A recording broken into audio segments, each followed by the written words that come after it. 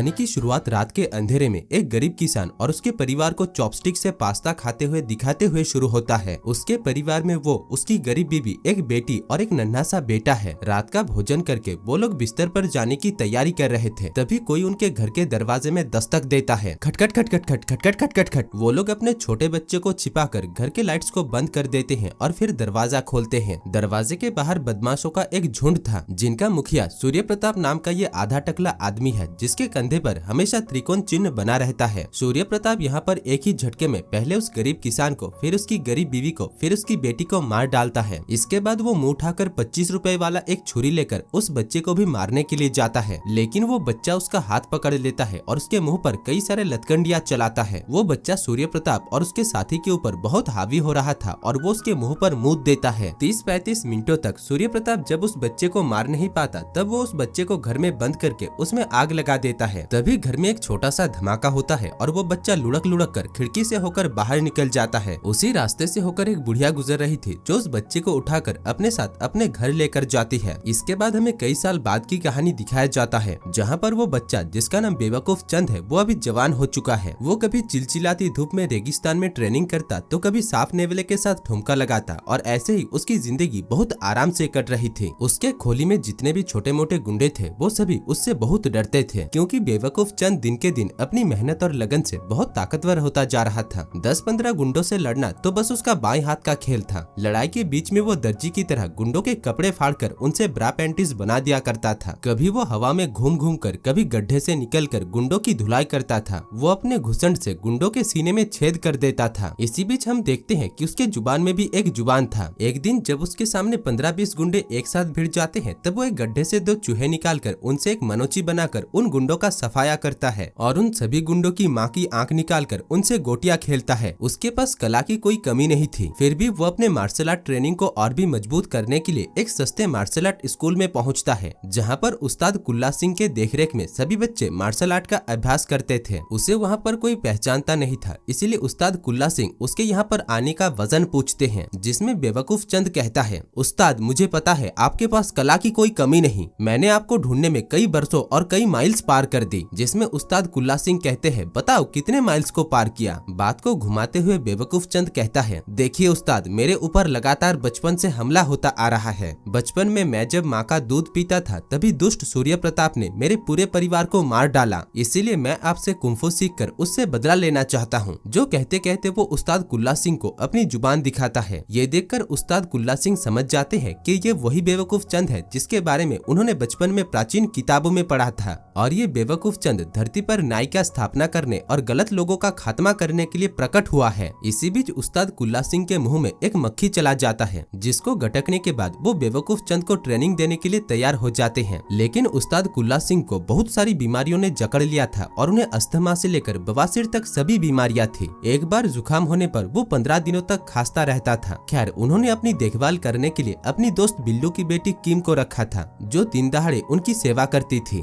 बेवकूफ चंद और किम दोनों ही एक दूसरे को देखकर एक दूसरे के प्यार में गिर जाते हैं। इधर पीनट नाम का एक लड़का किम को बहुत चाहता था, इसीलिए बेवकूफ चंद के आने पर उसे उसके ऊपर बहुत गुस्सा आता है। दूसरी तरफ हम दुष्ट सूर्य प्रताप और उसके गुंडों को देखते हैं, जो शहर में आकर शहर में बदमाशी करना शुरू कर चुका था। इधर पीनट किम को झाड़ियों के पास अकेला पाकर उससे कहता है, मैंने देखा उस वक्त तू बेवकूफ चंद को कैसे देख रहा था। जिसमें किम कहती है, देखो पीनट, कल तक तुम मुझे अच्छे लगते थे, लेकिन आज मेरा पसंद बदल चुका है। ये बात सुनते ही वो किम की एक पपी लेकर बेवकूफ चंद को मारने के लिए निकल पड़ता है। इधर कुंफू स्कूल में बेवकूफ चंद जोरों शोरों से अपनी तैयारी शुरू कर चुका था। वो कई सारे लकड़ी के पट्टे को मुक्के से नहीं बल्कि अपनी एक उंगली से उड़ा देता है, जिसके बाद वो पहले एक हाथ से, फिर एक उंगली से और फिर मुंह से फूंक मारते मारते पुशअप मारता है और सभी को अपनी ताकत का मुजाहिरा दिखाता है। दोपहर के खाने में वो अपने पेट से पहले अपनी जुबान को खाना खिलाता है। इधर पीनट बेवकूफ चंद से लड़ने के लिए उसे एक पुरानी हवेली में लेकर आता है और उससे खूब मार खाता है। बेवकूफ चंद के सामने उसका कोई मुकाबला नहीं था और बेवकूफ चंद मार मार कर उसका भरता बना देता है।